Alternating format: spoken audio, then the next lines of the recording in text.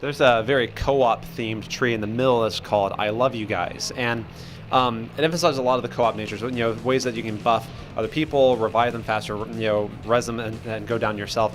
And the capstone skill for that one is this really awesome thing called High Five Guys, and Claptrap will actually initiate a high five. And if another player reciprocates that, then everybody gets these buffs, and they all become really powerful for a short period of time. If no one reciprocates, though, he will activate a different subroutine that says, "Screw you guys," and Claptrap just gets all the buffs, and there's these cool little graphics that go on screen during all of it. It's just really funny. Where do you guys get ideas for those kinds of things?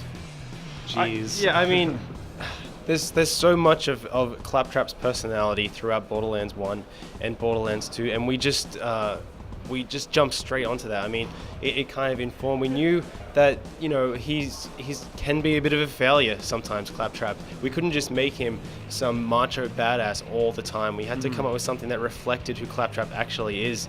And from there, there were some pretty funny, interesting design meetings going through what potentially he could be, and I think this just suits him perfectly. I mean, it's kind of random, it's kind of buggy software with him, but a player can take full advantage, and Claptrap actually can be a badass, but just he's not an easy badass. You need to take advantage of him. Yeah, I think it would have been too easy to just turn him into some kind of like Rambo kind of character. It also would have felt very disingenuous to kind of like what Claptrap is. And so we knew as we were fleshing him out, it's like, okay, well, he needs to be powerful, but he still needs to have these sort of failure aspects of him. Because I mean, Claptrap was originally supposed to just open doors, and he's not even that great at that, So that we kind of need to take that sort of same approach to his skills. And because of what Borderlands is, we're able to be very irreverent with our stuff as long as it's fun. And so that gives us a lot of flexibility when we're trying to flesh out this guy. We're here at Gamescom. There's a lot of cosplayers. How does knowing people are going to cosplay your characters influence you guys as you're designing things? Man, well, it's awesome for starters, just because it's very flattering to have the fans care so much about what you're working on that they're willing to put it on them. But certainly. Making outfits that look good and can be used for cosplay is important to us also. We want our fans to be able to have fun with it. We want it to be able to be something that can create discussions. It certainly kind of influenced some things in the past. When we were designing Moxie and kind of like thinking about her outfit, it was something where we thought like, okay, well, she's this very interesting character that's very cool that people aren't learning much about. We should also make sure that she's very visually interesting with her outfits. And you certainly notice that like every time you see her, she's wearing something else that's really cool every time.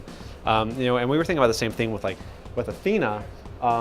We knew that there's certain parts of her outfit that she needed to keep because of how you saw her in Borderlands 1, but we also knew that with things like the arm tattoo, that we wanted to be cool so that people can feel good about putting it on their arm and not feel too silly about it. Yeah, we actually went to great lengths to make sure that tattoo is really cool, because if someone wants to put something permanently on their body, we want to make sure it looks awesome. What's it like for you guys to be at a show like this and see all the fans that get to come and play the game?